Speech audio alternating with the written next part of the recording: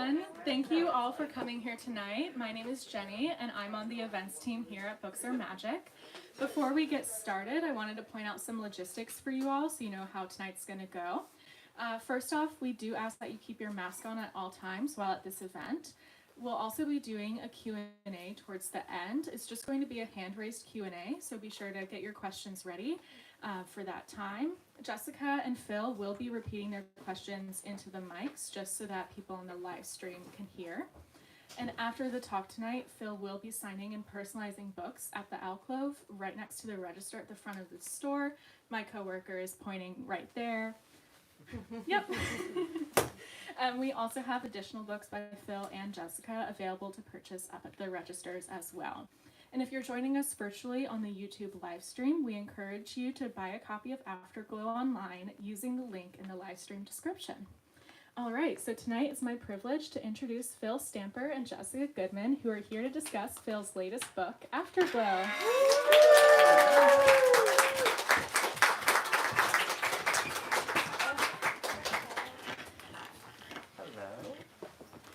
Afterglow is the final installment in Stamper's duology, following our golden boys, Gabriel, Heath, Reese, and Sal, during their senior year of high school. As graduation approaches, the boys will prepare to enter the real world, trying to make the most out of their senior year while looking towards the future. With his signature wit and warmth, Afterglow is a satisfying send-off to the boys you've come to know and love. Phil Stamper is the best-selling author of queer books for teens and kids, including favorites like The Gravity of Us and As Far as You'll Take Me. Impressively, he's published not 2, not 3, but 5 books since 2020. I'm so tired. Take a break. Phil currently lives in New York City with his husband and their dog, Gus. And as I mentioned a moment ago, Jessica Goodman is here to discuss Afterglow with Phil. Jessica is the best-selling author of young adult thrillers, including They Wish They Were Us, They'll Never Catch Us, and The Counselors. Her upcoming thriller, The Legacies, is set to publish later this year in July. So without further delay, everyone please give a very warm welcome to Phil and Jessica. Hi. Here we are at like the first in-person tour since Gravity. Here we are. Oh, yeah. That's right. So, Small Town Pride, I did my own little Ohio tour. This is my first national tour. We'll say that. National tour!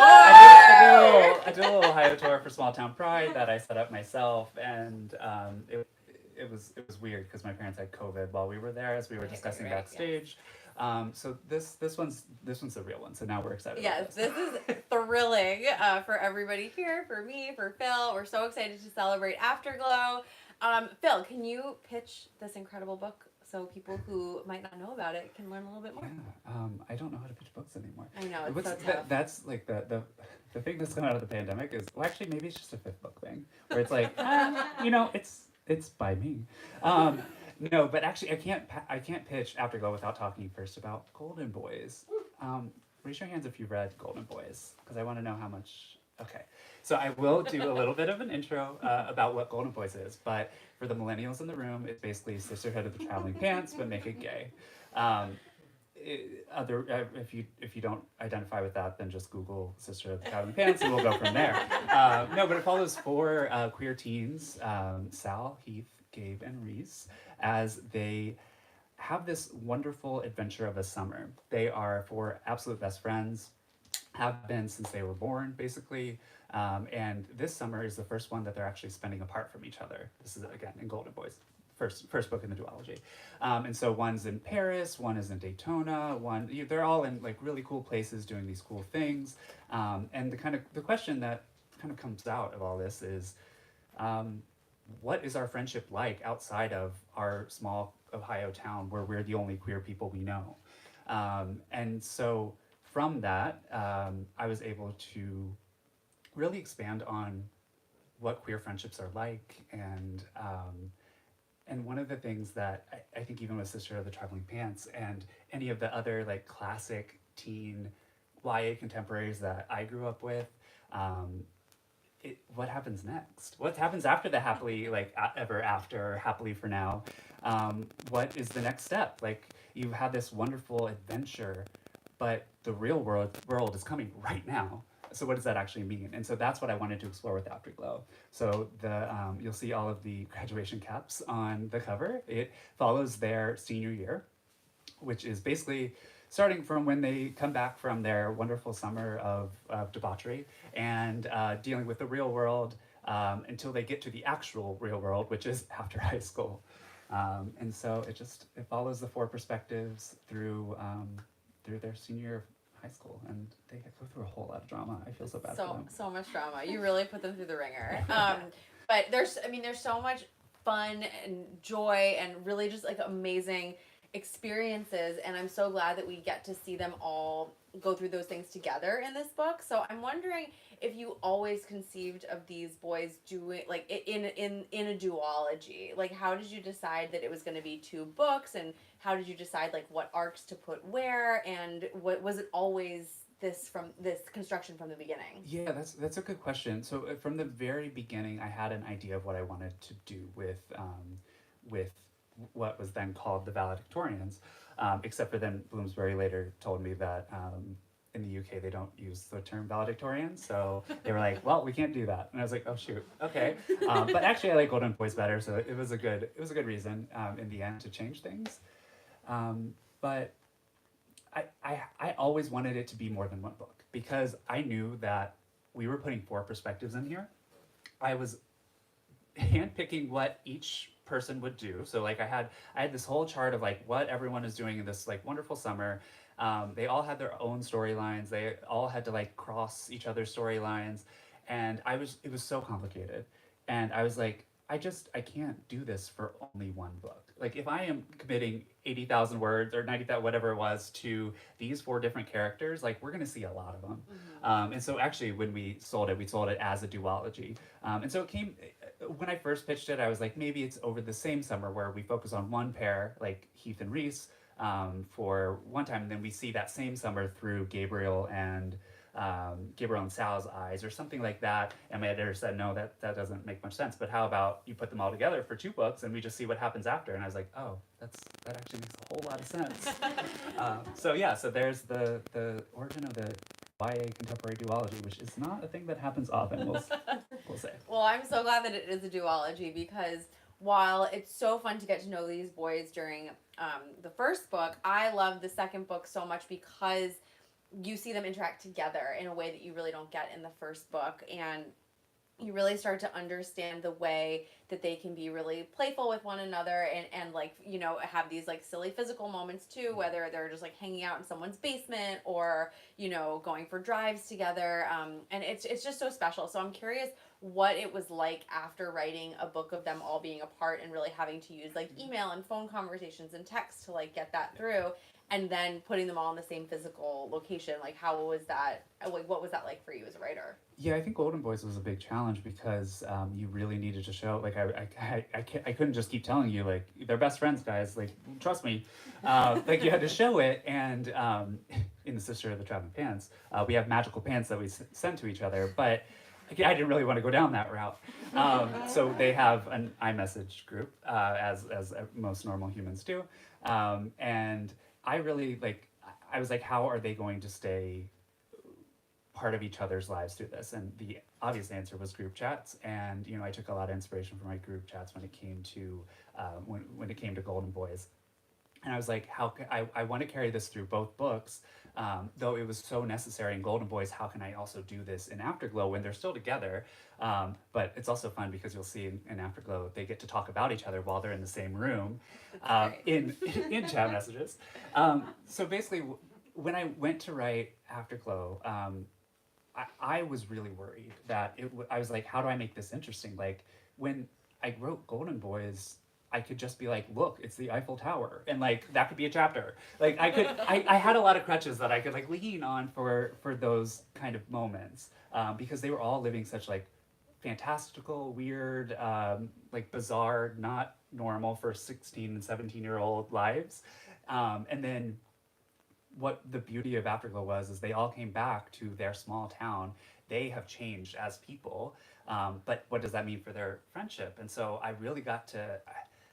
I had so much fun writing their like because I knew the characters, so that was actually the most fun. Is like I know these boys. I know exactly what each of them would do in a certain situation. I just really had to come up with kind of compelling stories to, and kind of plot lines that made sense. So, for example, the Gabriel is kind of like the activist of the friend group. He finds out that the librarian in school is like missing some titles, and they all happen to be queer and diverse. It's really weird. I just made up this story, like it's just from my brain. I don't really know how I came up with it. And Sal is kind of coming off his DC experience, having worked for a senator, and really is like, "Ooh, I didn't like that. I wanted to die." And so his response to that is actually maybe I could do some good and be in politics, but maybe local politics, which you'll see exactly how he does that. So I tried to say, like, what's the leveled up version? What's the evolution of their storyline in the first book? And then how does that all tie together? And that was the hardest part because like Heath has this baseball thing, Reese has that. They all have different things that I think stand alone, and they could each have their own books, and that's what I wanted you to feel like when you were coming out of it. But it was such a challenge to actually write it, but also you've written sequels before. No. You haven't? No. Oh, wait. All of mine are standalone. Oh my god! I know they just so have sorry. similar covers. No, please don't blow this. Oh my god! Don't. I will not. I will not. It's hard. It's so hard to like revisit it and like because you're looking at the final draft of Golden Boys and you're like, oh, but this piece of crap that I'm writing has nothing like that. But I mean, that's the same when you're writing other books. It's like you compare it to book one, book two, whatever, and it's so that was a challenge, but it worked out. I know every book is its own beast. I feel like I really even thought when I would get used to it. Like I thought there was going to be like a moment where I'd be like, I know exactly what I'm doing. Well, it's so great that you say though that you like really knew these characters because that very obviously comes across, and I feel like after reading both of these books, like I got to know them too, and it's almost like I could anticipate like what they were gonna do, and sometimes when they didn't do it, I thought they were gonna do it was like surprising in this like lovely way. Yes, growth. We all experience it, especially senior year. Who knew?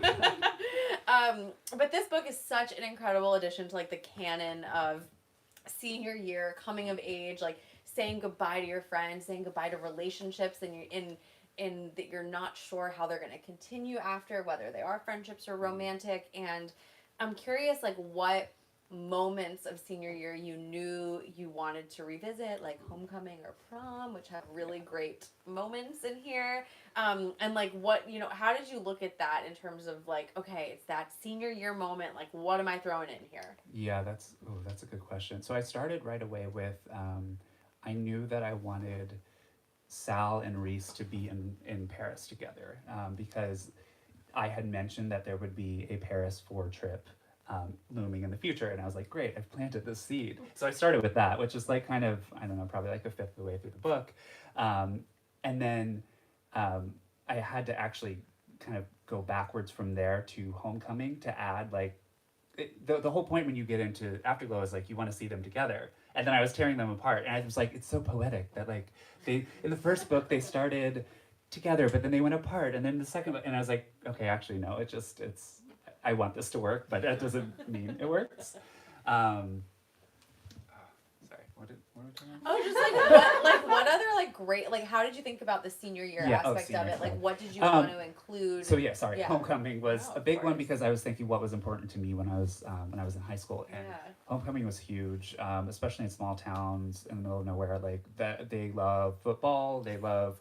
And the thing is, like, everyone loves football, and if you're in that environment, and even if you're in the band, if you have never like played a sport in your life, like it's just where you go to hang out because there's not much else to do. Yeah. And so it just there's and then when it's the homecoming game, all of the alumni come back, all of the it kind of becomes this big ceremony, and so you feel like, ooh, this is a big thing that's happening. So I thought about that, and of course prom. Like I can't have a book. This is also my first book, my first YA book that I think is set during the school year. I set books in the summer because I don't like to talk about school and like lockers and whatever. Classes Like always it's get in just the 'cause way it's of like the drama. exactly. And I was like, there's nothing where it's like you have like this horrible like shut the door moment, and then it's like, and then we went to math. And like I just like it's never been my cup of tea. I love reading it when it's done well, but I was like, okay, I actually have to put these people in classrooms. But it was definitely prom. The biggest thing for me was graduation, and I knew that was going to be the end because I was like, that's where the story ends. It ends at graduation. It ends with the graduation speech. You'll see who's valedictorian because you're not sure the whole way through. Rivalry. Yeah. Well, and then actually what I sold the book on was actually supposed to be more of a rivalry between the four boys. Okay. Yeah. But then I realized that wasn't really the story. It was about their friendship. It was about their own personal drama and like their relationships with each other and with other people. So I kind of lost that in the first book, and then I brought it back a little bit in the second one because there's going to be some like they're all kind of up there at the top of their class. They all had a chance, and so I wrote. So the final chapter is the graduation speech from the valedictorian, and that character, spoiler, one of the four boys, that character, I wrote that in one go.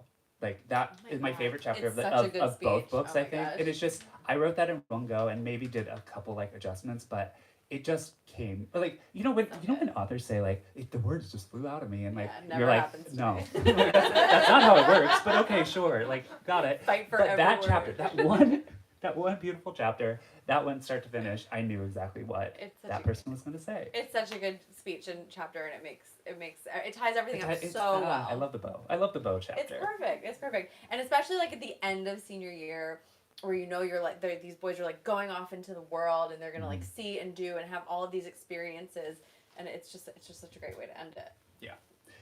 And then we got to put graduation caps on the cover. Yeah, so So, that worked out really win-win. well. Because we had no idea what we were going to do. I don't know if you have any questions about the cover, but we had no idea what Now we were I going to do. Well, okay, so like I was really, really like, I had a vision for Golden Boys, and my editor worked with me for this vision to have a really high concept, commercial, contemporary YA that could I was thinking of all the straight YA books that had come out that I really loved, like in the contemporary space, and I was like, okay, but all of my books have had the artistic drawings of like illustrations of two boys holding hands, and like that's absolutely wonderful. And when I had that for Gravity, like I was crying because I'd never seen that on the shelves before, especially growing up. But I was like, this one I have like a vision for something really fun, and my editor had the idea to make it so bright. She was like, we'll pay extra for the fluorescence. And I was like, okay. And then we'll do the sunglasses. It was like, because it's summer fun. And so we had this whole thing together. And then we were like, oh, how do we match that for Afterglow? And so finally we came around to this. And also, how do we get a title? Like, it was a whole thing. I was like, oh God, I can't. Titles are the worst. Titles are, I don't like them. Like, The Gravity of Us, I didn't write. One of my friends said, I said, please help me. And she said, what about The Gravity of... The Gravity Between Us? No, she said the gravity of you and me, or the gravity of something like that, like of you and me. And my agent was like, let's just shorten it to us. And I was like, great, All right. everyone's happy. Yeah. I mean, that you have really great titles, but I know that they come at a cost. It's tough. It takes me as long to write the book as it does to write I the know, 4 words on the title. Yeah. I've been there. But so you mentioned that this was like inspired by Sisterhood of the Traveling Pants, and you've said before, like you were thinking about books like, The Princess Diaries, and these books that like were really formative, we're around the same age, I think, like when we were growing up. But this is like make it queer. Yeah. Very intentionally, very beautifully. And I'm curious like what it's like for you to tell those stories through a queer perspective, and like what that means to you, and how you've gone about doing that really intentionally. Yeah, it's really meaningful. Like all of my books have, I like the response that I get. There's just sometimes when I get DMs and I'm like, a straight person doesn't get this. Like I have those moments where it's like, yes, you get the book, you love it, whatever, like the best review you've ever found. But then you have that one review, and there are some books that I get it more than others, but you have that one review that's like, this book saw me at a time when I needed to be seen, and I mean, there's just nothing like that feeling of getting that kind of message, and like, how do you like how do you even process it? Because I started writing books because I wanted to publish a book, not because I wanted to write queer YA. The very first draft I wrote of a book was a straight dystopian Hunger Games knockoff, and it was so much fun. I had a great time writing it, but it took a really long time. I mean, it wasn't until I read Simon Versus that I even like really registered like, oh, why wasn't I doing this from the very beginning? And then I started writing queer books, and then I sold them. So obviously the world was watching, but now it's like I can't imagine like what my life would have been had I not been able to write not only queer stories but queer stories of joy and ambition and like they're thriving. Like they're not in none of my books. Like there's not much suffering. Yeah. And as far as You'll Take Me, there's a little bit, but that's because it's hard to be it's hard to be gay sometimes, and sometimes we have to acknowledge that. However, it's still so hopeful. Like all of my books are going to be hopeful, and they're going to be joyful, and I think to put that joy out in the world is sometimes really challenging, especially when my books are being banned in Florida and in Texas and ripped off the shelves and whatever else. And I see these stories and like it's reminding me so much of my childhood when it was like the Reagan era gay panic that was like just awful. And I don't know, it's just like when I put books out in the world, like I just want to write a book that speaks to me first. Teen me speaks to me, that is fun. And then I always get the response that it's like, oh, but like I'm actually doing a lot more than just having fun. Like I'm seeing people where they're at, which is just it's rewarding. Like it's not always rewarding to be an author. Like there's some really like there's a lot of rejection. There's some it's challenging sometimes. But like getting those kind of messages, I'm just like, okay, that's why I do it. Maybe I'll write another book then. Yeah. You should definitely write more books. Or like 5 in 3 years. I mean, Phil. Yeah, it's like the gays are seen, okay? Like it's fine.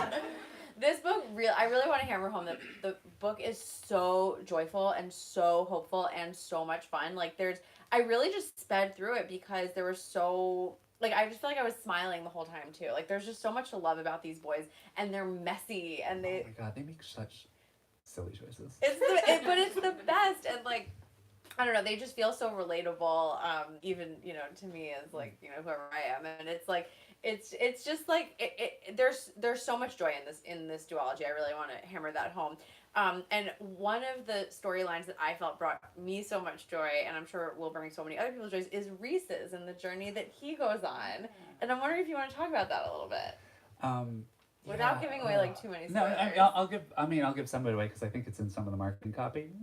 But yeah, so Reese has come off a summer in Paris, and he started out. He was going to this graphic design school in Paris, and then at the kind of last second, he's changed his mind, and he was like, actually, I don't care about graphic design. I'm living in Paris. Like, why don't I do something fun and different? And he's not really the take risk kind of guy. But he decides to pursue fashion design because he realizes that he's been kind of like sketching designs. He loves watching Drag Race. He likes, Project Runway. Like he's very much of that world. And he's like, wait a second, like I could marry my love of design with, my love of drawing and art with design and kind of practical clothing and things like that. So that was his summer journey. But when he comes back, he's also like, oh, I still don't know what I want to do, which is okay as an 18-year-old. I just want to make sure everyone knows it's okay to not know what you want to do as an 18 or a 20 or a 30. Like it's fine. Like, but it never feels fine when you're in it. And so with Reese's journey, I just kept asking like, what is his next step? What would be his big leap? And he and Sal both have pretty big leaps, and Reese decides to pursue drag. Like he is designing all these dresses, and eventually realizes like, oh, I'm kind of designing for myself. Like he doesn't know where his like love of RuPaul's Drag Race blends in with, like he doesn't know where one stops and one ends. And he was like, maybe I could do this. But he's so vulnerable at being he's changing his mind so often. He's doing, he wanted to be a graphic designer. Now he wants to be a fashion designer. Now he wants to be a drag queen. Like, also does that, like, how can he reconcile that with his college choices? it's just he's one of the messier ones in that he doesn't know what he wants to do, and like eventually, it's hard for him at the beginning to even let his friends in on the fact that he wants to do drag, because coming out as gay and coming out as a drag queen are different things. Yeah. And that's if you've ever watched Drag Race, you'll know they will always spend plot points on that. But that was so fun for me because I love Drag Race. I love drag, and I was even able to get our illustrator to draw some of Reese's designs in the book. So if you So great.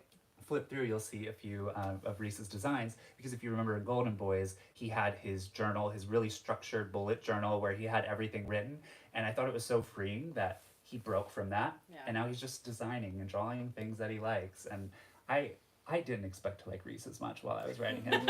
I'm gonna be completely honest. Like, he was my least favorite when I started writing. I totally fell in love with him. And then like I was like, oh wait, I like this kid. Like, it was just like, it was one of those moments where I was like, oh wow, I really thought I'd be drawn to certain characters, and just Reese's story. Once I was like, because it's a big jump to be like, oh god, is it too cliche? Is it too, are people gonna roll their eyes like, oh, a drag queen? Or like with Sal deciding he wants to run for mayor, like that's also a big thing where people are gonna be like, but he's a child. But he turns 18. He's of age. Also, there are like 5 people in this town, so like, like it's not like you need much experience. No. And I think that like some of these storylines are so relatable in the grand scheme of things too, where it's like, if you're 18 and you think you have your whole life figured out, like, you're totally fooling yourself. At least I think so. And to see someone like Reese jump around so much, like, that's normal, like, that feels really right. And I think like all of these boys have that inclination. They all just kind of like express it in a different way.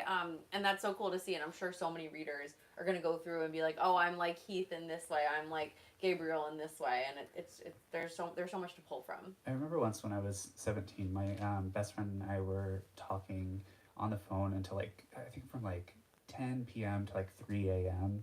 This is back when you like were on your landline phone. And we were just talking about our future, and it was clear that we were in kind of one of those messy moments where we didn't know what we wanted to do with our lives, and graduation was coming very quickly, and we were like, okay. And so we had mapped out this entire plan where we were going to pursue drama, like for real. We were thinking about all the cities. We're like, New York, that might be too intense. Like, let's go through all the cities. And we're like, Seattle. So we were going to go to Seattle. We're going to really integrate ourselves in the drama scene there. We're going to be a musical, like this entire life plan that was then discarded a month later. But like, that's what it feels like to be a teen. Like, I remember those feelings, and like, that was not unreal. Like, that was, to me, that was like, I could do it. And like, there's so many times where I did take the chance to do things. Like, I lived in a closet in DC without a job, and that has changed my entire life because my friend said, hey, do you want to stay in my closet and look for a job? And I said, sure. And so it's like, sometimes those risks actually do pay out, and like, you do try, and who knows, maybe Sal will be mayor. Yeah. We don't know, because we don't get to November in the book. But like, but I think that's like one of the best parts about writing YA is that you get to kind of like go back to this time period where anything seems possible. Yeah. And it's like, if your characters feel like they can do anything, like, how freeing is that to write, and like, how great is that to show readers, that they can do so many more things than what they feel might be available to them in their current lives. And I feel like that's the theme in all my books. Yeah. For sure. Like, that is like the Phil Stamper brand. It's like overly ambitious gays. Like, which, write what you know. That's perfect. So this duology also seems just like so cinematic to me in a lot of ways. Like, I can really, see these boys in their small town and their summers, and I'm curious, like, do we think we might ever see them on a screen somewhere? Well, let me put it this way. I would not be able to say if let's say that TV rights were sold to a major streamer. Let's just say it. I wouldn't really be able to say that out loud. Right, of course. Until a formal announcement was made. Yes, we all know about those, yeah. So I don't know, I guess keep an eye on your TVs. Okay, I'll keep watching my TV. Who knows? Who knows? This world, I don't know. Who's to say? Who's to say? I'm doing the most I can without being sued.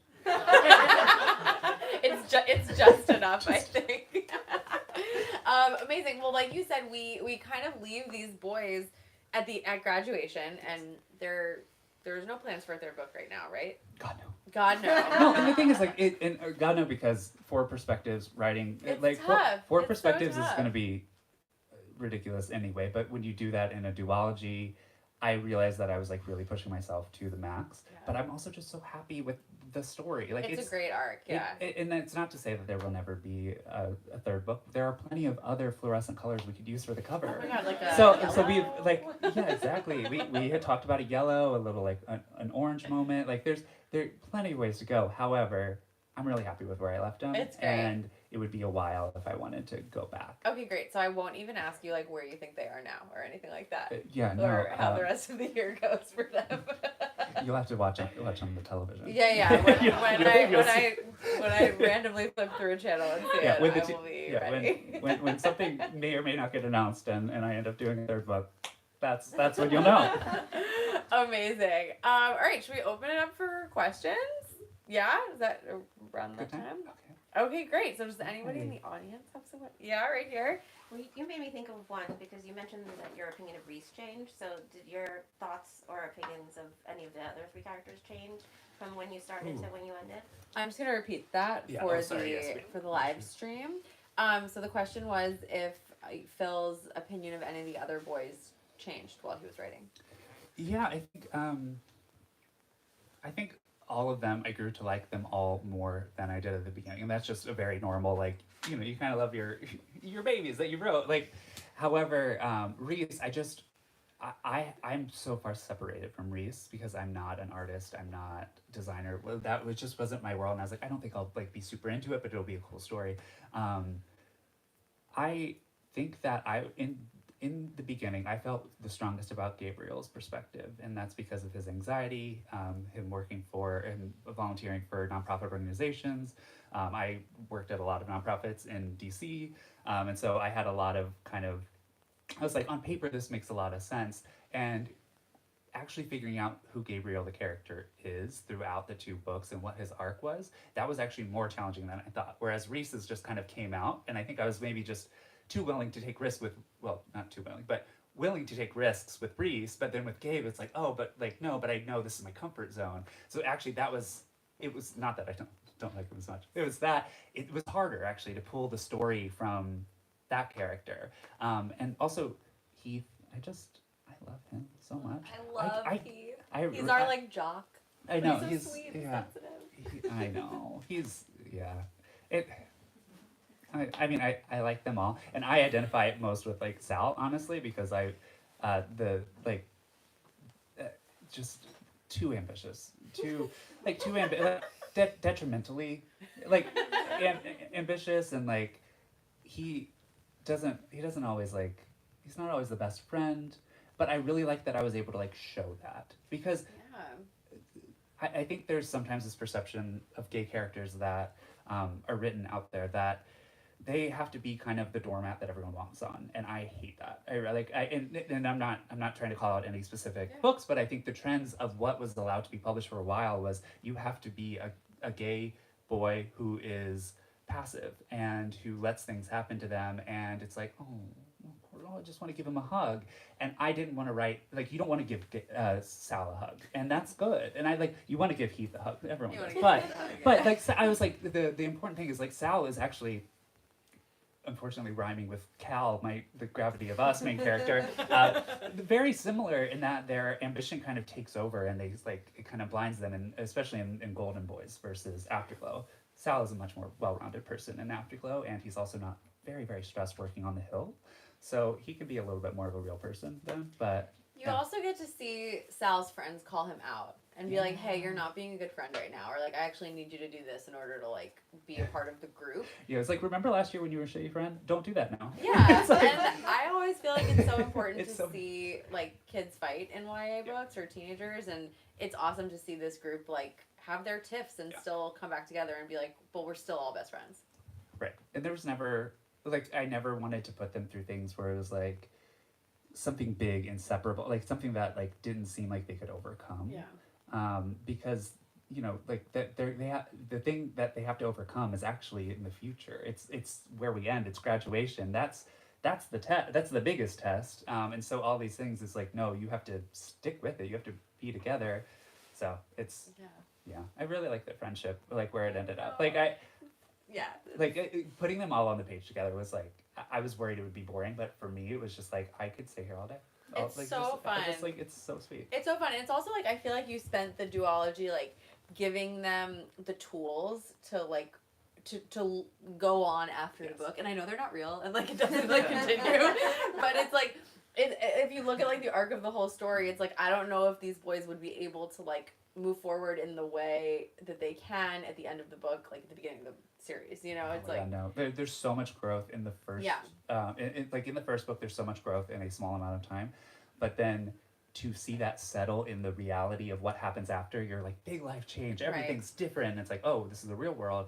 Those 9 months of the real world, like that really, you have to commit to the change. Like you have to be that new person, whoever you're going to be, and that's actually harder than saying you're, than the like magic epilogue chapter where it's like we're all different people now because that's what the story needs.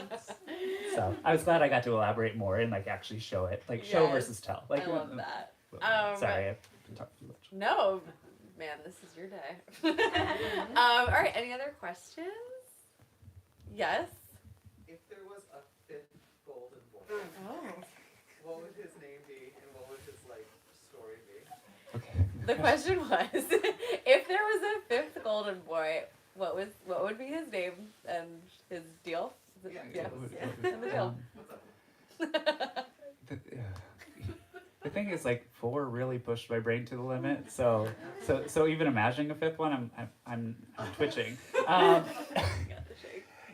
don't know if there could be. I love their group so much. I know it's a cop out, but I don't know if there could be a fifth golden boy. Maybe they could have, a friend that's a girl. We need a queer girl in there. So that would be the fifth golden boy. Actually, is we need a queer girl to really like rein them in because they all are wild. So honestly, like we need a queer girl to really kind of bring us back. I'm blanking on their name, but the other person in the LGBTQ plus Cassie. Cassie. Yeah. I feel like she had would some be really great. funny scenes. Right, and with she also Gabriel. she's like immediately like calling Gabriel out. Yeah. And Gabriel's like this huge activist, but then it's also like he has these big blind spots, and so I needed someone to really challenge him. And I loved Cassie. Yeah, she was really funny. Yeah. Yeah, so maybe she'll hang out with him. So not like another one named Ryan who like Right, he keeps dyeing his hair. Compelling, he says. Do you have any other questions in the audience? Actually, I did put Ryan in the book. Yeah, I put you in Golden Boys, and it's just this says like my dickhead cousin or something. Ryan. I remember. So he could be the fifth Golden Boy. Yeah. I have a question. I'm always so curious to know, especially with books that have some kind of non-conventional thing going on, like the 4 different perspectives. Just curious to know, like, what other references you use. So, of course, we talked about the Sisterhood of Traveling Pants, but then I would just love to know if we could talk about what other pieces of media you consumed, either for, like, influence or any kind of research, or even just for pleasure while you were working on these novels. Ooh, okay. The Repeat question, that the question was, while you think, I'll talk really slowly. These are good questions. What other kinds of pieces of media did you consume while working on the 4 different perspectives? Right. So I will say I didn't actually consume Sisterhood of the Traveling Pants until after. I had never read it or seen it, and I was too scared to admit that during the Golden Boys era. But the thing is, like, I know it's a good comp, and but also like, well, I didn't want to seem gay, so I didn't read it. Like, I didn't read the Princess Diaries. Like, I couldn't just grab those books off the shelves, and I wanted to, and that's why I write what I do. But that's so you can't judge me. I just hit the gay card live. I would say I connect a lot with music. I think for each of the characters specifically, focusing on different kind of, I didn't have specific playlists, but it would be genres like, what's jumping out right now is like Heath is a very country, like I think like the Chicks, Cam, the song Classic by Cam, if anyone knows that, I absolutely love it. That is very much Heath. Like when I hear that song, that's what I think of Heath, and I can do that to pretty much all of my characters. Not on the spot. I could do that to pretty much all of my characters. Like I have a few songs that remind me of them, and so I think that it was mostly music that I reference, except for the obvious references of like Drag Race and what would they be watching right now, and like they would be streaming all the old seasons of Drag Race because like that's what you do when you hang out in a basement and with your friends. Like so that was kind of what I was thinking what they would be watching and consuming, but. Yeah, definitely music, and I think, yeah, I was just trying to think if there's any other like media that I'm missing out, but I don't. I mean, other books. Like the thing is, like I read so much contemporary YA, and I kind of it almost became a little like self-referential too. Like I try to think of like the characters that I've already made, and like so much of my references were to be not so close to characters that I've written or themes that I've written before because I wanted it to stand out. So that was kind of the interesting thing when I was like, I'm actually doing the opposite where I'm like anti-referencing myself so that I could actually have something unique that's out there, because especially because I'm publishing so many books at the same time. But yeah, I'd say that, but music is definitely the main one. I always have Spotify on when I'm writing. Yeah, well, it's so fun because Reese also makes playlists for everybody, so I feel like you get you get to know the characters through Reese's picks for music for them, because it's like he knows what they like, and so now you get to know what they like, and he always puts like country stuff on for Heath, which is really sweet. Yeah, that's great. Any other questions? Yeah, in the back. Can you tell us about your next middle grade? Oh, can you tell us about your next middle grade? Was the question. I haven't announced it, so I haven't announced it So no. because it's a Harper book, and I haven't like really been doing much promo on that because we're waiting until a fair deal is striked with the workers. So solidarity Support with unions. the union. Yes. However, my next book is a queer middle grade book, and that comes out in October. It is. I'll tell you the title, just between us and whoever's online. It's called Eli Over Easy, and it's about a kid who Such a good title. reconnects with his dead mother through these YouTube videos of where she's kind of being a Rachel Ray type person. And so he discovers them and starts to redo her recipes and starts to like learn how to get through his grief through cooking and through kind of this connection with her. Oh my god, I hate this book very badly. It was, oh my god. I feel like I hope it lives up to that much because because it was I've had this idea for a really long time, and like I didn't know, I wasn't writing middle grade for a while, and Small Town Pride I was absolutely sure that had to be my first one because I was like, we are doing this, and then of course it comes out like as books are being banned in small towns and like all this stuff. I was like, wow, super relevant. And this one I just like I've always had it on the back burner, and I was like, back burner. Because it's about cooking. And so anyway, so I moved it to the front burner. How do you have time to write so much in addition to holding down like a different job? Like, how do you do this? I don't know. Because you're publishing what, like six that'll be my 4 years? sixth book in 4 years, and I basically it was very much it was very much that I felt like I was going to be completely forgotten in this industry if I didn't get more book deals, I guess, was kind of my drive at the beginning. And I also like as an author, you have so many stories you want to tell too. So you're like, but what about this? What about this? And so I really wanted to split my time with middle grade and YA, because I was like, okay, so with my first two books, there's a lot of downtime while you're waiting for those books to come out. So I was like, let me be productive.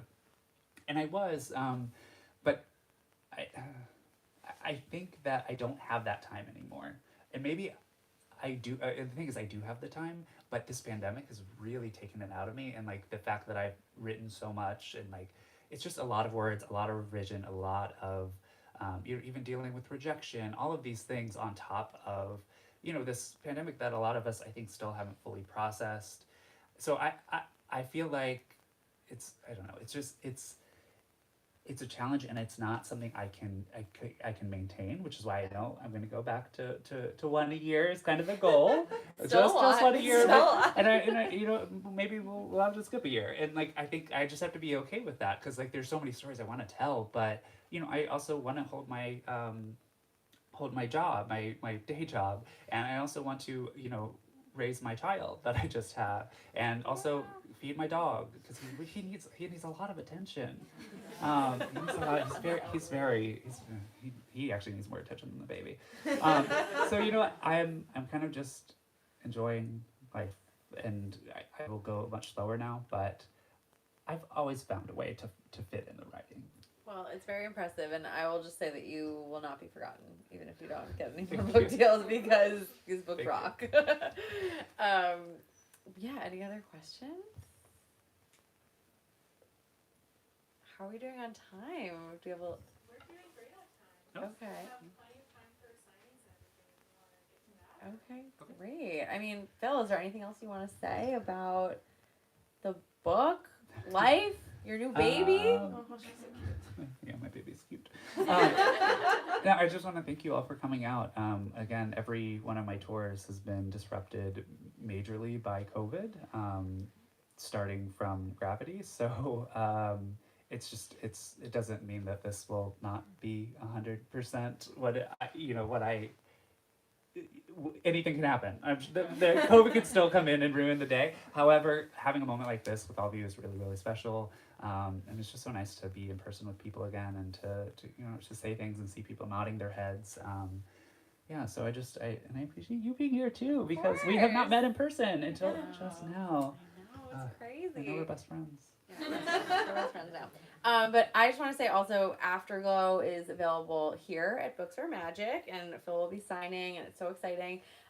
This book rocks, you guys. It's so fun and joyful and just full of like love and light and surprises, and I read it in a day, and I just can't recommend it enough. And actually, since you came all the way here from upstate, I feel like you should pitch your books that are on sale there. I see the counselors, and maybe they... Oh yeah, we got They Wish They Were Us here. Okay, yeah. I write very different dark books, but if you like murder mysteries, I write young adult murder mysteries. It's the real world, right? So That's I think the real world exists somewhere in between our books. That's a really good way to put it. More towards your books, hopefully. Let's all try to aspire to live in a Phil Stamper world instead of a Jessica Goodman world. Right? I mean, don't you want to go to homecoming and kiss your partner and have life open up to you and not deal with murder? Yeah, less murder. Less blood and murder. A little less murder in the Golden Boys duology. No murder, thank God. I write young adult thrillers. They're often about privilege and class and gender dynamics. Some are available here. It's so great to be here with you and celebrate Afterglow. And can you tell everybody where you're heading next on this big, exciting national tour? Yeah, tomorrow I go to LA. So if you have any friends in LA. City of Angels. Oh my God. My gosh.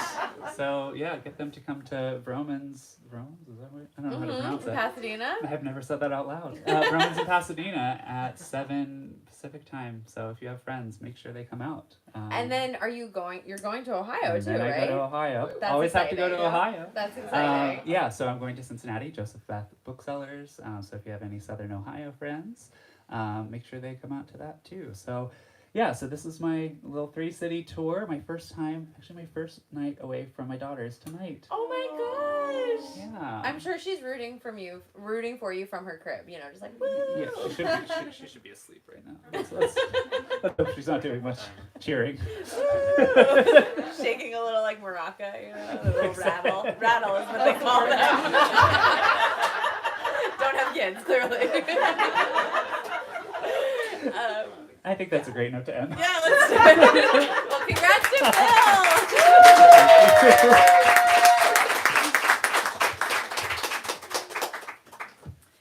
Thank you much for coming out tonight, and thanks to everyone who asked questions. As I mentioned earlier, and as they pitched as well, Phil will be signing and personalizing books. My coworker is pointing to where that table is right now.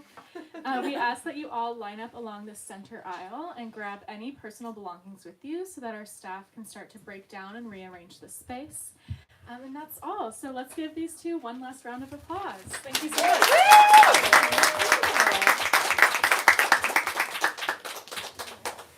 Thank you so much. Oh no, you're so famous now.